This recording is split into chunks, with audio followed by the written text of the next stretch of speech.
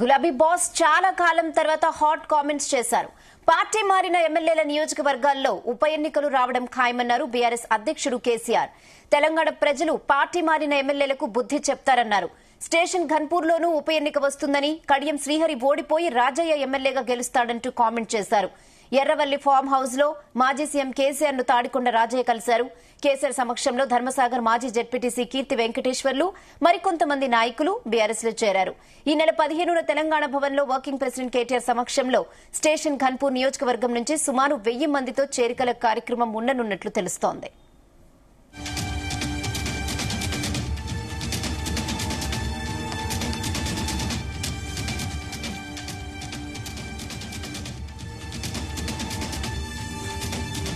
ఇదే విషయంపై మరిన్ని అప్డేట్స్ మా ప్రతినిధి రాధాకృష్ణ అందిస్తారు. Radhakrishna, good evening Rehana. BRS అధినేత మాజీ సీఎం కేసీఆర్ ఈ రోజు కొన్ని రాష్ట్ర రాజకీయాలకు సంబంధించి త్వరలో రాష్ట్రంలో ఉప ఎన్నికలు రాబోతున్నాయని చెప్పేసి కొంత సంచలన వ్యాఖ్యలు చేశారు. ఇటీవల కాలంలో 10 మంది ఎమ్మెల్యేలు బీఆర్ఎస్ నుంచి కాంగ్రెస్ కు వెళ్లారు. వాటిపై సంబంధించి అనర్హత వేటు విషయంలో ఇప్పటికే బీఆర్ఎస్ చాలా సీరియస్ గా ఫైట్ చేస్తోంది. ఇప్పుడు ఉన్న నేపథ్యంలో ఆల్రెడీ దీనికి సంబంధించి కోర్టులో కూడా న్యాయపరంగా కూడా కొంత అనర్హత వేటు వేసేలా బీఆర్ఎస్ ఒత్తిడి తీసుకొచ్చే ప్రయత్నం చేస్తుంది. ఈ క్రమంలో కేసీఆర్ ఈ రోజు చేసిన వ్యాఖ్యలు కొంత రాజకీయంగా ఆసక్తిగా మారాయి. త్వరలో 10 స్థానాల్లో ఉప ఎన్నికలు రాబోతున్నాయి. అక్కడ 10 స్థానాల్లో కూడా బీఆర్ఎస్ పెద్ద ఎత్తున ఘన విజయం సాధించబోతుంది. కాంగ్రెస్ కు డిపాజిట్లు కూడా రావు. ప్రజలు ఆ కాంగ్రెస్ ను పూర్తి స్థాయిలో చీత్కరించే పరిస్థితిలో ఉన్నారు. బీఆర్ఎస్ ను అఖండ విజయంతో, భారీ విజయంతో గెలిపించే అవకాశం ఉందని చెప్పేసి ఆ బీఆర్ఎస్ అధినేత కేసీఆర్ ఈ రోజు మాట్లాడారు. అంటే స్టేషన్ ఘన్పూర్ కు సంబంధించిన నేత మాజీ మంత్రి డాక్టర్ రాజయ్య ఈ రోజు కొంతమంది స్థానికంగా ఉన్నటువంటి నాయకులతో కలిసి ఆ కేసీఆర్ ఫామ్ హౌస్ లో వెళ్లి కేసీఆర్ ను కలిశారు. ఈ కలిసిన క్రమంలో ఆ కేసీఆర్ ఇలాంటి వ్యాఖ్యలు చేయడం కొంత రాజకీయంగా ఆసక్తికరంగా మారాయి. ఎందుకంటే ఇటీవలకు సంబంధించి దాదాపుగా బీఆర్ఎస్ చాలా వేదికల్లో, పలు వేదికల్లో, బహిరంగ సభల్లో త్వరలో ఉప ఎన్నికలు రాబోతున్నాయి. 10 స్థానాల్లో ఇక్కడ ఉప ఎన్నికలు రాబోతున్నాయి. ఆ ఉప ఎన్నికల్లో కూడా 10 స్థానాల్లో బీఆర్ఎస్ గెలవబోతుందని చెప్పేసి పలుమార్లు చెప్తా ఉన్నారు ఆ కేటీఆర్ కావచ్చు, హరీష్ రావు కావచ్చు. కానీ ఇప్పుడు ఏకంగా బీఆర్ఎస్ అధినేత కేసీఆర్ ఉప ఎన్నికలు రాబోతున్నాయని మాట్లాడడం మాత్రం కొత్త రాజకీయ వర్గాల్లో ఆసక్తికర చర్చ జరుగుతా ఉంది. అంటే ఇప్పటికే బీఆర్ఎస్ దీనికి సంబంధించి సుప్రీంకోర్టులో కేసు ఫైల్ చేసింది. దానికి సంబంధించి ఇటీవల గత 10వ తేదీన కూడా దీనికి సంబంధించి సుప్రీంకోర్టు కూడా కొంత ఇంకా ఎన్ని రోజులు సమయం కావాలి ఈ 10 మందికి అనర్హత వేటు విషయంలో స్పీకర్ కార్యాలయానికి కొంత ప్రశ్నించినట్టుగా తెలుస్తా ఉంది. ఇన్ని రోజులు అవుతుంది, ఇంకా కొంత సమయం తీసుకోవడానికి ఎంత సమయం పడుతుంది? ఆ ఎమ్మెల్యేలకు సంబంధించి అనర్హతకు సంబంధించిన విషయంలో దానిపైన కోర్టు స్పందించింది. సో ఇదంతా పరిణామాలు చూస్తుంటే కొంత ఉప ఎన్నికలు రావడానికి ఏమైనా వాతావరణం ఏర్పడుతుందా అని చెప్పేసి కొంత రాష్ట్రంలో రాజకీయాల చర్చ జరుగుతా ఉంది. ఇప్పటికే ఇటు దానం నాగేందర్ కావచ్చు, అదే విధంగా మైపాల్ పాటాన్చేరు ఎమ్మెల్యే గూడెం మైపాల్ రెడ్డి కావచ్చు, స్టేషన్ ఘన్పూర్ కడియం శ్రీహరి కావచ్చు, పోచారం శ్రీనివాస్ రెడ్డి, అదేవిధంగా గద్వాల్ ఎమ్మెల్యే బండ్ల కృష్ణమోహన్ రెడ్డి, ఇలా మొత్తం 10 మంది ఎమ్మెల్యేలకు సంబంధించి ఆ స్థానాలు ఉప ఎన్నికలు రాబోతున్నాయి, బీఆర్ఎస్ గెలవబోతుందని చెప్పేసి ఆ కేసీఆర్ చెప్పుకుంటూ వచ్చారు. మరీ ముఖ్యంగా కడియం శ్రీహరి విషయంలో కొంత కేసీఆర్ చాలా సీరియస్ గా వ్యాఖ్యానించినట్టుగా తెలుస్తోంది. ఎందుకంటే కడియం శ్రీహరి చాలా సీనియర్ నాయకుడు ఉన్నాడు. అదే సందర్భంలో ఆ కేసీఆర్ అత్యంత సన్నిహితంగా ఉన్న వ్యక్తి. స్టేషన్ ఘన్పూర్ లో రాజయ్యను కాదని ఎమ్మెల్సీగా ఉన్నటువంటి కడియం శ్రీహరికి టికెట్ ఇస్తే కనీసం ఆ కృతజ్ఞత లేకుండా కనీసం పార్టీకి, కేసీఆర్ కు పార్టీకి లాయల్ గా ఉండాల్సిన కడియం శ్రీహరి చివరి నిమిషంలో కాంగ్రెస్ అధికారం రాగానే బీఆర్ఎస్ పార్టీని మారి కాంగ్రెస్ లో చేరడం మాత్రం కేసీఆర్ కావచ్చు, ఆ బీఆర్ఎస్ వర్గాలు మాత్రం ఏమాత్రం డైజెస్ట్ చేసుకోలేకపోతున్నాయి. ఎందుకంటే కడియం శ్రీహరి పై కాస్త తీవ్ర ఆగ్రహంగా ఉన్నాయి. టీడీపీలో ఉన్నప్పటి నుంచి కడియం శ్రీహరి టీఆర్ఎస్ లో చేరిన తర్వాత ఎమ్మెల్సీగా చేసి మంత్రి పదవిని ఇచ్చి కడియంకు మంచి అవకాశం ఇచ్చిన, పార్టీలో ఉన్నత స్థానం కల్పించిన, తీరా సమయానికి ఎమ్మెల్యేగా గెలిచిన తర్వాత పార్టీకి నష్టపరిచేలా, పార్టీకి వ్యతిరేకంగా ఆ పార్టీ నుంచి ఉన్నటువంటి అధికారం కోసం కాంగ్రెస్ వైపు వెళ్లడం ఏమాత్రము దీనికి బీఆర్ఎస్ వర్గాలు కావచ్చు, అదేవిధంగా కేసీఆర్ దీనిపైన కొంత సీరియస్ ఆగ్రహంగా నడుస్తుంది. ఈ సందర్భంలోనే ఈ రోజు స్టేషన్ ఘన్పూర్ సంబంధించిన మాజీ ఎమ్మెల్యే రాజయ్యతో కలిసిన సందర్భంలో కడియం శ్రీహరిని టార్గెట్ కొంత ఘాటు వ్యాఖ్యలు చేస్తున్నాడు. కడియం శ్రీహరి త్వరలో జరిగే ఉప ఎన్నికల్లో చిత్తుగా ఓడిపోవడం ఖాయం. అక్కడ స్టేషన్ ఘన్పూర్ రాజయ్య బ్రహ్మాండంగా మెజార్టీతో ప్రజలే గెలిపి గెలిపిస్తారు అని చెప్పడం వెనుక కూడా కొంత కడియం శ్రీహరి పైన కొంత తీవ్ర ఆగ్రహంతో కేసీఆర్ ఉన్నట్టుగా తెలుస్తోంది. ఇటీవల కాలంలో చాలా రోజుల తర్వాత కేసీఆర్ ఆ బీఆర్ఎస్ అధినేత కొంత పొలిటికల్ గా కొంత యాక్టివ్ అవుతూ వస్తున్నాడు. మొన్న కొద్ది రోజుల క్రితం కూడా ఇలాంటి రాజకీయ వ్యాఖ్యలు చేశారు. ఇక కాంగ్రెస్ పని పట్టడం ఖాయం. కాంగ్రెస్ సంబంధించి ఇక నుంచి కాంగ్రెస్ ను వదిలిపెట్టాం, ప్రజా సమస్యలపైన కాంగ్రెస్ ను నిలదీసే ప్రయత్నం చేస్తాం.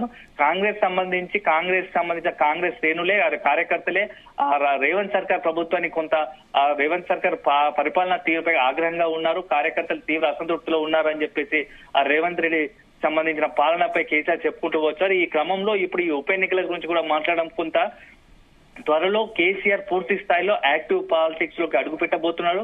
అదే సమయంలో బీఆర్ఎస్ శ్రేణులు మరింత యాక్టివ్ చేసే ప్రయత్నం చేస్తున్నట్టుగా తెలుస్తోంది. దీనికి తోడు మరికొద్ది రోజుల్లో అతి కొద్ది రోజుల్లోనే స్థానిక సంస్థల ఎన్నికలు జరగబోతున్నాయి.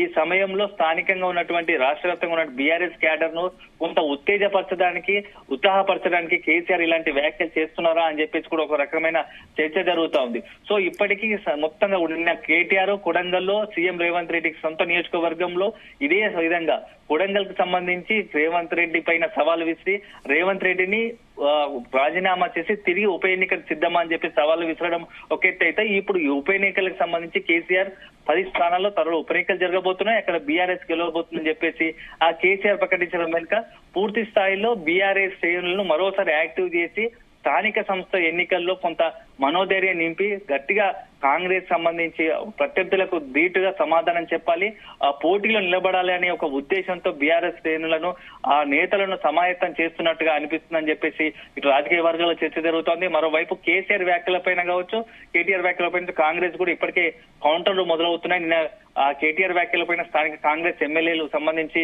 అవంతా కూడా కేటీఆర్ పై తీవ్ర విమర్శలు చేశారు. ఇప్పుడు కేసీఆర్ సంబంధించి కేసీఆర్ వ్యాఖ్యలపైన కాంగ్రెస్ నుంచి ఎలాంటి కౌంటర్లు వస్తాయో మాత్రం కొద్దిగా వేచి చూడాలి. 10 స్థానాల్లో ఉప ఎన్నికలు వస్తాయన్న విషయంలో మాత్రం కొంత ఎప్పటి నుంచో రాజకీయ వర్గాల మధ్య చర్చ జరుగుతా ఉంది.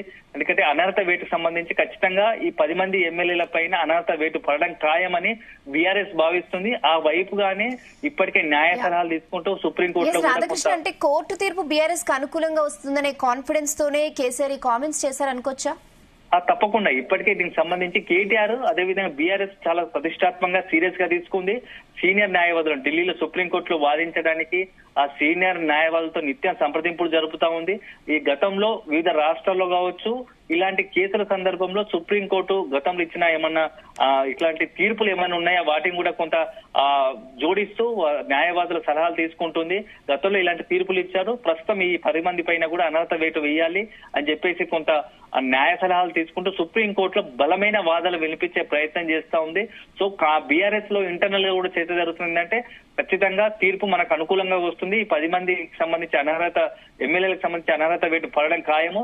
ఇక్కడ ఈ 10 స్థానాల్లో మళ్ళా బీఆర్ఎస్ పోటీలో ఉంటుంది, బీఆర్ఎస్ గెలుస్తుంది అని చెప్పేసి పదే పలు సందర్భాల్లో ఇంటర్నల్ గా కావచ్చు బహిరంగ వేదికల్లో బీఆర్ఎస్ చెప్తూ వస్తుంది. సో కానీ కాంగ్రెస్ వర్గాలు మాత్రం మరో రకంగా చెప్తా ఉన్నాయి. కాంగ్రెస్ లో కూడా నేతలు మొన్న రీసెంట్ గా సీఎం రేవంత్ రెడ్డి కూడా ఇటీవల చిట్చాట్ లో మాట్లాడుతూ కూడా కొంత ఈ పార్టీ మార్పులు ఎమ్మెల్యేల పార్టీ మార్పుల విషయంలో కొంత తనదైన స్టైల్లో స్పందించారు. ఎందుకంటే గతంలో కూడా చాలా సందర్భాల్లో బీఆర్ఎస్ లో అధికారంలో ఉన్నప్పుడు కూడా కాంగ్రెస్ ఎమ్మెల్యేలు వెళ్లారు. ఆయా నియోజకవర్గ పరిస్థితుల్లో అభివృద్ధి కోసం కొంతమంది వాళ్ళు వెళ్లి ఉంటారు. సో అది వాళ్ళ వ్యక్తిగత ఇష్టం. దానికి సంబంధించి ఆ తీర్పు కానీ చట్టాలు కానీ కోర్టు తీర్పు నిర్ణయం చేసి ఉంటుంది. ఒకవేళ సుప్రీంకోర్టు కానీ కోర్టులు కానీ ఎలాంటి న్యాయస్థానాలు ఎలాంటి తీర్పిస్తే దానికి కట్టుబడి ఉంటా అని చెప్పేసి ఆ సీఎం కూడా అన్నారు. అయితే ఇప్పుడున్న పరిస్థితుల్లో ఈ ఎమ్మెల్యేలకు సంబంధించి అనర్హత వేటు పడదు అనేది కొంత కాంగ్రెస్ వర్గాల్లో చర్చ జరుగుతుంది. ఎందుకంటే గతంలో కూడా చాలా సందర్భాల్లో ఎమ్మెల్యేలు ఇలాంటి కప్పదాట్లు అంటే పార్టీ మారారు కాబట్టి ఇప్పుడు వీటిపైన కూడా అనర్హత వేటు పడే అవకాశం లేకపోలేదని బీఆర్ఎస్ చెప్తుండగా పడదు అనే ఒక ధైర్యంతో కాంగ్రెస్ ఉంది. Rehan okay Radhakrishna, thanks for the updates.